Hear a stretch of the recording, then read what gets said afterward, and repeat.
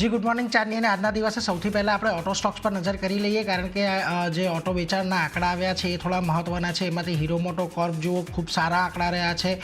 5.83 lakh unit વેચાણનું અનુમાન હતું જેની સામે 6.37 લાખ યુનિટ પર રહ્યા છે અને યર ઓન યર બેઝિસ પર એટલે કે ગયા વર્ષના સપ્ટેમ્બર મહિનાથી જો તમે તુલના કરશો તો લગભગ 18-19% એક ઉછાળો દેખાયો છે.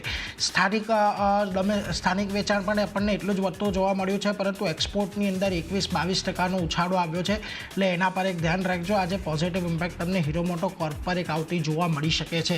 બીજી તરફ તમારે આઈશર મોટર્સને પણ ધ્યાને રાખવાનું છે કારણ કે રોયલ એનફિલ્ડના વેચાણમાં પણ જબરજસ્ત ઉછાળો જોવા મળ્યો છે. ગયા મહિના સુધી જોયું હતું કે રોયલ એનફિલ્ડના વેચાણમાં આપણને થોડો ઘણો ઘટાડો જોવા મળ્યો હતો પરંતુ આ વખતે જુઓ 10.7% જેટલો ઉછાળો આવ્યો છે. 86,978 યુનિટ અને એક્સપોર્ટની અંદર પણ 77% જેટલો ઉછાળો જોવા મળ્યો છે એટલે આ પણ એક પોઝિટિવ છે. આઈશર મોટર્સ પર પણ આજે ધ્યાન રાખવાનું છે. બીજી તરફ તમને મારુતિ સુઝુકીના પણ આંકડા આવતા દેખાયા જેમાં 1.83 લાખ યુનિટના અનુમાનની સામે 1.84 લાખ યુનિટ ગાડીઓ મારુતિ સુઝુકીએ વેચી છે એટલે લગભગ ટોટલ સેલ્સ જે છે યર ઓન યર બેઝિસ પર આપણને 2% જેટલું વધતું જોવા મળ્યું છે. પરંતુ અહીંયા સૌથી વધારે મહત્ત્વનો આંકડો એક્સપોર્ટનો છે કે જ્યાં આગળ 23% ઉછાળો આપણને જોવા મળ્યો છે. સ્થાનિક સેલ્સ જે છે એ 1.2% જેટલું ઘટ્યું છે અને ડોમેસ્ટિક પેસેન્જર વ્હીકલ સેલ્સમાં 4% ઘટાડો આપણને આવવા મળ્યો છે જે અપેક્ષિત હતો થોડો ઘણો ઘટાડો આવવો પરંતુ ઓવરઓલ એક્સપોર્ટને લીધે અહીંયાથી આપણને આંકડા એક સારા રહેતા દેખાયા છે એટલે થોડો મ્યુટેડ કારોબાર આજે તમને કદાચ મારુતિ પર જોવા મળી શકે એટલે એના પર નજર રાખજો. આ ઉપરાંત આજે ફરી એક વખત આપણને એફએમસીજી સ્ટોક્સ ફોકસમાં રાખવાના છે કારણ કે હવે Q2 અપડેટ આવવાના ચાલુ થઈ ગયા છે. સૌથી પહેલાં આજે ડાબર અને મેરિકોના આવ્યા છે. સૌથી પહેલાં ડાબર પર નજર કરી લઈએ તો જુઓ કંપની કહી રહી છે કે અહીંયાથી માંગમાં થોડો ઘણો સુધારો જોવા મળ્યો છે.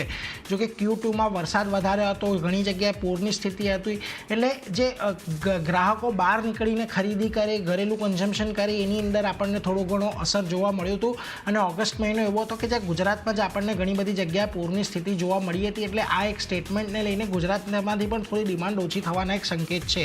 આ ઉપરાંત તેમણે કહ્યું છે કે વધુ વરસાદ અને પૂરને કારણે જે બેવરેજ કેટેગરી છે એની અંદર તો અસર પડી છે પરંતુ ઓવરઓલ બિઝનેસ પર અહીંયાથી થોડી ઘણી અસર પડતી જોવા મળી છે.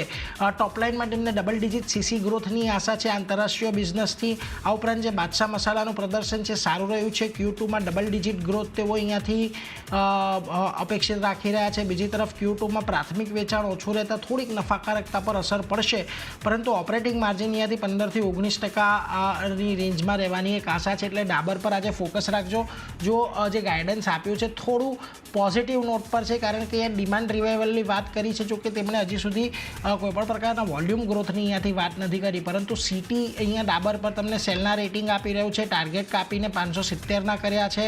એમનું કહેવું છે કે જે પરફોર્મન્સ છે એ અનુમાન કરતાં નબળું રહેતું જોવા મળ્યું છે અને FY25-27ના અર્નિંગ એસ્ટિમેટ તેમણે 3-6% જેટલા કાપ્યા છે. બીજી તરફ મેકવાયરીએ ન્યુટ્રલ કોલ આપ્યો છે. તેમણે ટાર્ગેટ કાપીને 560ના કર્યા છે અને એમણે પણ જે એ ડિમાન્ડની અંદર ઓછી પિકઅપ જોવા મળી રહી છે આશા કરતાં એને લઈને તેમણે પણ FY26-27ના EPS 5% જેટલા ઘટાડ્યા છે એટલે એના પર એક ધ્યાન રાખજો.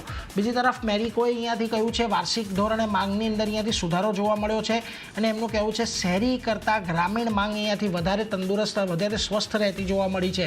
સ્થાનિક બિઝનેસમાં તેમને મિડ સિંગલ ડિજિટ વોલ્યુમ ગ્રોથની આશા છે. પેરાશૂટ કોકોનટ ઓઇલમાં મિડ સિંગલ ડિજિટ વોલ્યુમ ગ્રોથની આશા છે પરંતુ અહીંયા પેરાશૂટ કોકોનટ ઓઇલની અંદર રેવન્યુ ગ્રોથ ડબલ ડિજિટમાં રહી શકે છે. આ ઉપરાંત સફોલા ઓઇલ જે એમની બ્રાન્ડ છે એમની અંદર લગભગ સિંગલ ડિજિટ આવક ગ્રોથ રહેશે અને આ ત્રિમાસિક બાદ આ ઓઇલની અંદર તેમને કિંમતો થોડી અનુકૂળ થતી જોવા મળી છે, એમના પક્ષમાં રહેતી જોવા મળી છે.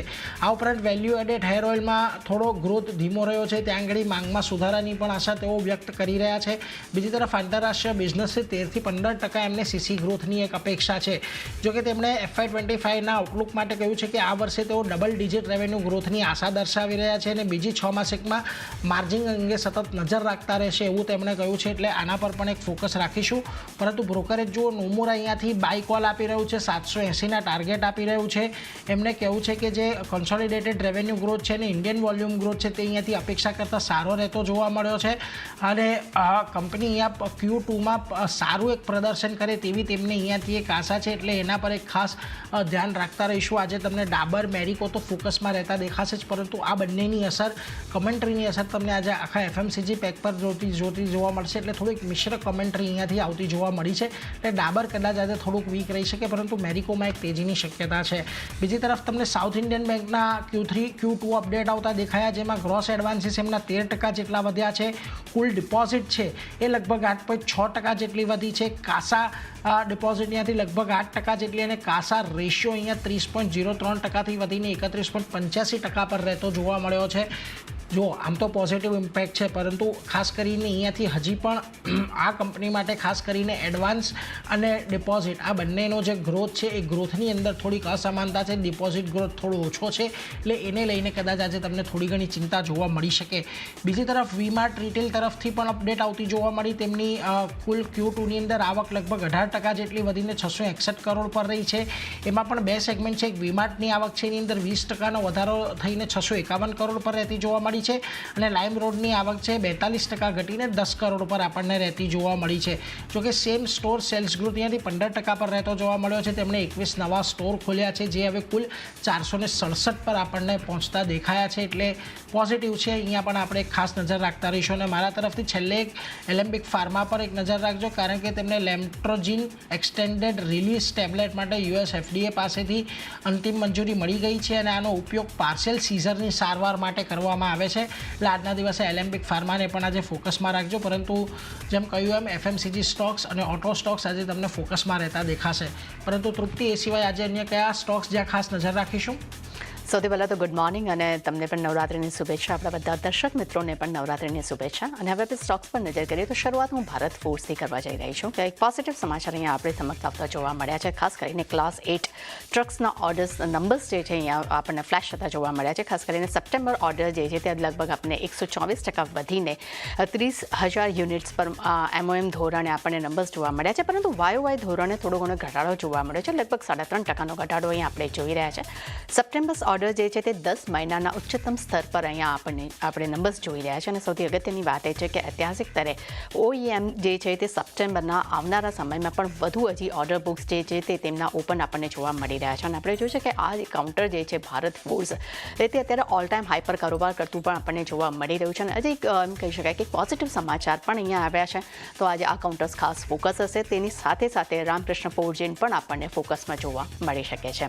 ત્યારબાદ નજર કરી લે હિન્દુસ્તાન ઝિંક પર. અહીંયા પણ આપણને Q2 અપડેટ્સ નંબર્સ આવતા જોવા મળ્યા છે. ખાસ કરીને તેમના માઇન્ડ મેટલ ઉત્પાદન જે છે ત્યાં આપણને 2% વધારો જોવા મળ્યો છે, અને તે 256 KT વાર્ષિક ધોરણે નંબર્સ છે. જ્યારે આપણને અગર ક્વાર્ટરલી નંબર્સ અગર હું જોઉં છું તો ત્યાં આપણને 2% આપણને ઘટાડો જોવા મળ્યો છે. ત્યારબાદ તેમના સેલેબસ મેટલ્સ પ્રોડક્શનની અગર વાત કરું છું, ત્યાં આપણને 8% ઉછાળો જોવા મળ્યો છે YOY ધોરણે, અને QOQ ધોરણે આપણને સ્ટેબલ નંબર જોવા મળ્યા છે.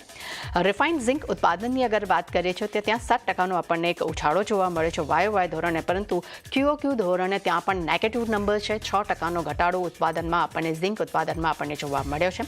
અને છેલ્લા નંબર્સ પર નજર કરીએ તો રિફાઇન્ડ લીડ ઉત્પાદન જે છે ત્યાં પણ યરલી આપણને એટલે કે વાર્ષિક ધોરણે 12% આપણને વધતા જોવા મળ્યા છે, અને 63 KT આપણને નંબર્સ જોઈ રહ્યા છે. પરંતુ QOQ ધોરણે લગભગ 23% અહીંયા આપણને ઘટાડો જોવા મળ્યો છે. એટલે એમ કહી શકાય કે QOQ ધોરણે નંબર્સ થોડા નેગેટિવ છે, થોડાની ઘણા વધારે નેગેટિવ કહી શકાય, પરંતુ વાર્ષિક ધોરણે નંબર્સ પોઝિટિવ છે. તો જોવાનું રહેશે કે આજે આ કાઉન્ટર જે છે કેવી રીતે રિફ્લેક્ટ કરે છે.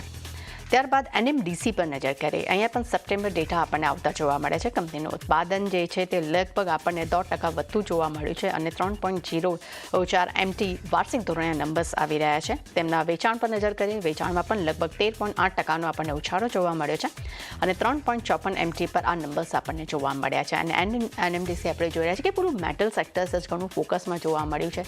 NMDCમાં પણ શાનદાર આપણે તેજી ઘણા સમયથી આપણે જોઈ રહ્યા છે, અને આજે નંબર્સ પણ ખૂબ જ સારા આવ્યા છે. એટલે આ કાઉન્ટર પર પણ ખાસ નજર રહેશે. ત્યારબાદ ત્રીજું અગર વાત કરીએ મેટલ કંપની છે એ છે કોલ ઇન્ડિયા. અહીંયા પણ સપ્ટેમ્બર ડેટા આપણને આવતા જોવા મળ્યા છે, જેમાં કોલ પ્રોડક્શન જે છે તેમનું લગભગ અહીંયા 1%નો એક ઘટાડો જોવા મળ્યો છે, અને તે 50.9 MT પર વાર્ષિક ધોરણે નંબર્સ આવ્યા છે. અને તેના ઓફ ટેકની વાત કરશું ત્યાં પણ લગભગ આપણને 2%નો આપણે ઘટાડો જોઈ રહ્યા છે, અને 54.4 MT પર આ વાર્ષિક ધોરણે નંબર્સ આપણે જોઈ રહ્યા છે. એટલે કોલ ઇન્ડિયાના નંબર્સ પર થોડું ઘણું એક દબાણ કહી શકાય, મામૂલી દબાણ છે, પરંતુ આ કાઉન્ટર્સ ખાસ ફોકસમાં રહેશે. ત્યારબાદ ફાર્મા કંપની પર નજર કરીએ, એ છે મેનકાઇન્ડ ફાર્મા. અહીંયા એક મંજૂરી મળતી જોવા મળી છે. કંપનીને બધા જ રેગ્યુલેટર પાસેથી તેમને મંજૂરી મળી છે. તેમને ખાસ કરીને ભારત સરમ અને વેક્સિનના અધિગ્રહણ માટે અહીંયા એક મંજૂરી મળતી જોવા મળી છે. આપણે જોયું કે લાસ્ટ ટ્યુઝડેના આ કાઉન્ટર્સમાં સારી એવી આપણને તેજી જોવા મળી હતી અને હવે એક પોઝિટિવ સમાચાર પણ આપણને જોવા મળી રહ્યા છે. તો જોવાનું રહેશે કે આજે આ કાઉન્ટરમાં કેવું રિએક્શન આવે છે. ઝાયડસ લાઈફ પર નજર કરીએ. અહીંયા કંપનીને યુએસએફડી પાસેથી સૈદ્ધાંતિક મંજૂરી મળી છે. તેમને ખાસ કરીને એન્ઝાલુટામાઇડ નામની જે દવા છે તેમના માટે અહીંયા એક સૈદ્ધાંતિક મંજૂરી મળી છે અને આ દવાનો ઉપયોગ ખાસ કરીને કેન્સરની સારવાર માટે કરવામાં આવે છે. એ પણ એક પોઝિટિવ સમાચાર છે. ઝાયડસ લાઈફ પણ ફોકસમાં રહી શકે છે. ડૉક્ટર રેડ્ડીઝ પર નજર કરીએ.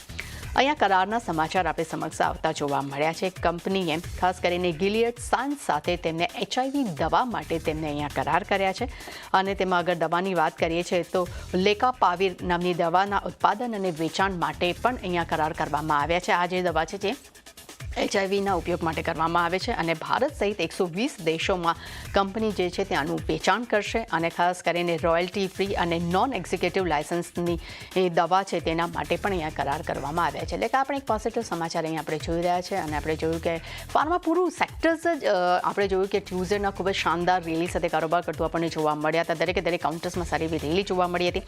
આજે પણ 3 એવા કાઉન્ટર્સ છે જેમાં આપણને દરેક પોઝિટિવ સમાચાર આપણે જોઈ રહ્યા છે. અને છેલ્લે વાત એટલે કે SMS ફાર્મા કંપનીમાં તેમાં પણ એક પોઝિટિવ સમાચાર આપણને જોવા મળી રહ્યા છે. ખાસ કરીને European director for the quality of medicines and health care એટલે કે કહી શકાય કે ETQM સર્ટિફિકેટ્સ કંપનીને અહીંયા મળ્યું છે. કંપનીને ખાસ કરીને યુરોપમાં એક દવાના સપ્લાય માટે તમને આ સર્ટિફિકેટ્સ આપવામાં આવ્યું છે. આ જે દવા જે છે તે ખાસ કરીને તેની ક્વોલિટીઝ માટે અને તેના યુરોપિયન નિર્દેશકને ધ્યાનમાં લઈને તેમને એક મંજૂરી આપવામાં આવી છે અને કંપની જે છે તે ખાસ કરીને દવાનું ઉત્પાદન જે છે તે વિશાખાપટ્ટનમમાં કરવાના છે અને ત્યાં જ તેનું નિરીક્ષણ કરવામાં આવ્યું હતું અને નિરીક્ષણ બાદ અહીંયા તેમને એક સર્ટિફિકેટ મળ્યું છે અને આ જે નિરીક્ષણ જે છે તે 28 ફેબ્રુઆરી અને 1 માર્ચ વચ્ચે આ દવાની તપાસ હાથ ધરવામાં આવી હતી અને એક પોઝિટિવ સમાચાર અહીંયા પણ આપણે જોઈ રહ્યા છે. અને છેલ્લા કાઉન્ટર પર નજર કરી લઈએ, એ છે અશોકા બિલ્ડકોન. અહીંયા કંપનીને LOA મળ્યો છે એટલે એમ કહી શકાય કે એક ઓર્ડર મળ્યો છે. કંપનીને ખાસ કરીને મુંબઈ મેટ્રોલિટન રીજન ડેવલપમેન્ટ ઓથોરિટી પાસેથી તેમને 1266 કરોડના 2 LOA મળ્યા છે અને તેમને ખાસ કરીને તેઓ આ LOA મળ્યા બાદ કંપની જે છે તે બે ક્રેક બ્રિજની ડિઝાઇન્સ અને કોન્ટ્રાક્ટ પણ તેઓ બનાવશે. એટલે આ માટે તેમને LOA આપણને મળતો જોવા મળી રહ્યો છે. એટલે ચાંદની આજે ખાસ કરીને ઘણા બધા સેક્ટર્સ ફોકસમાં છે, જેમાં આપણે જોઈ રહ્યા છીએ કે ઓટો સેક્ટર્સ ફોકસમાં છે, મેટલ ફોકસમાં જોવા મળી શકે છે, ફાર્મા સેક્ટર્સમાં ફોકસમાં જોવા મળી શકે છે અને ખાસ કરીને આપણે જોઈ રહ્યા છીએ કે ઘણા બધા બિઝનેસ અપડેટ્સ પણ આપણને આવતા જોવા મળ્યા છે. દરેક પર આપણને સારી એવી એક્શન જોવા મળી શકે છે. જી, નીરજ અને તૃપ્તિ, આપ બંનેનો આભાર.